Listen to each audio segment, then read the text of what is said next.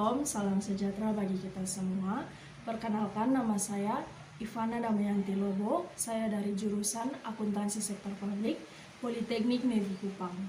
Di sini saya akan membahas tentang manajemen belanja daerah. Yang pertama-tama saya akan membahas tentang pengertian belanja daerah. Belanja adalah semua pengeluaran dari rekening kas umum daerah yang mengurangi ekuitas dana. Belanja daerah merupakan kewajiban daerah dalam 1 tahun anggaran dan tidak akan diperoleh pembayaran kembali oleh daerah.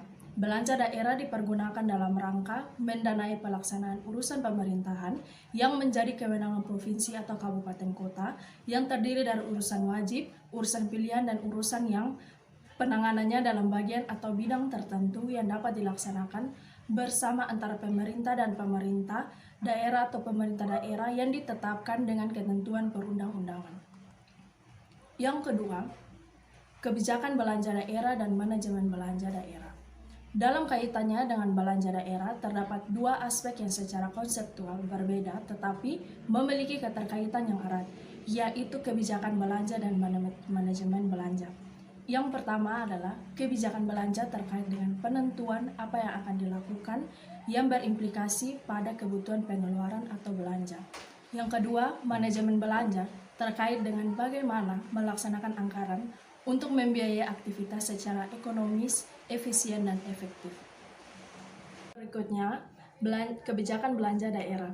Kebijakan belanja daerah biasanya dituangkan dalam dokumen perencanaan daerah, yaitu pada kebijakan umum APBD, prioritas dan plafon anggaran, rencana kerja pemerintah daerah atau RKPD, dan rencana pembangunan jangka menengah daerah atau RPJMD.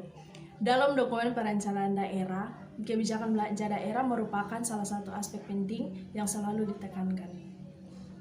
Yang berikutnya, prioritas dan plafon anggaran yang berisi yang pertama, ringkasan kebijakan umum APBD, yang kedua, proyeksi pendapatan, belanja, dan pembiayaan daerah, yang ketiga, prioritas program dan plafon anggaran, yang keempat, plafon menurut organisasi. Yang berikutnya, manajemen belanja daerah. Manajemen belanja daerah memiliki 3 tujuan pokok yang hendak dicapai, yaitu yang pertama, menjamin dilakukannya disiplin fiskal melalui pengendalian belanja.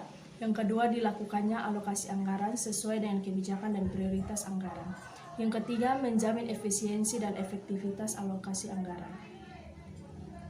Yang berikutnya, manajemen belanja akan menjamin efisiensi dan efektivitas alokasi anggaran. Manajemen belanja akan menyesuaikan arah kebijakan anggaran, khususnya kebijakan ekonomi yang ditempuh Pemda, yaitu pertumbuhan, pemerataan, dan stabilitas ekonomi. Manajemen belanja daerah yang mengacu terhadap prinsip transparansi dan akuntabilitas, disiplin anggaran, keadilan anggaran, serta efisiensi dan efektivitas anggaran seperti dalam manajemen pendapatan daerah. Dari segi disiplin anggaran belanja yang dianggarkan merupakan batas tertinggi. Penganggaran belanja daerah secara keseluruhan harus juga didukung dengan adanya kepastian tersedianya penerimaan. Ini bermakna bahwa daerah sebaiknya menghindari anggaran defisit yang melebihi cadangan yang tersedia sehingga terhindar dari pencitraan utang daerah.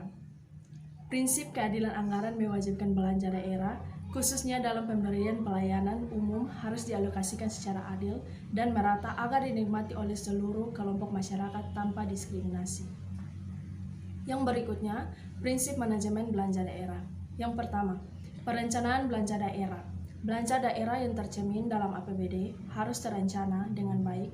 Perencanaan belanja yang baik ditandai dengan yang pertama, adanya koherensi antara perencanaan belanja dalam APBD dengan dokumen perencanaan daerah. Yang kedua, adanya standar satuan harga atau SSH yang merupakan standar unit input. Yang ketiga, adanya analisis standar belanja atau ASB untuk menentukan kewajaran belanja suatu program atau kegiatan. Yang keempat, adanya perkiraan sendiri untuk memenuhi kewajaran belanja modal yang pengadaannya ditenderkan. Yang kelima, rendahnya tingkat kesenjangan belanja.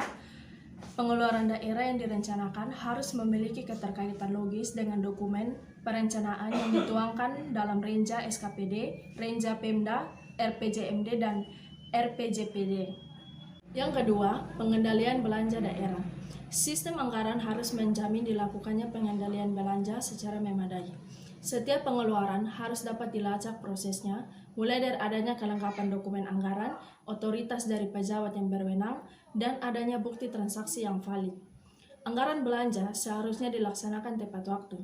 Pergeseran anggaran dimungkinkan asal tidak mengubah prioritas program dan mengganggu proses anggaran. Yang ketiga, akuntabilitas belanja daerah. Belanja daerah harus memenuhi prinsip akuntabilitas publik, yaitu setiap belanja harus dipertanggungjawabkan dan dilaporkan kepada publik, baik langsung maupun melalui DPRD. Akuntabilitas publik atas belanja daerah setidaknya meliputi: yang pertama, akuntabilitas hukum; yang kedua, akuntabilitas finansial; yang ketiga, akuntabilitas program; dan yang keempat, akuntabilitas manajerial. Yang keempat, auditabilitas belanja daerah.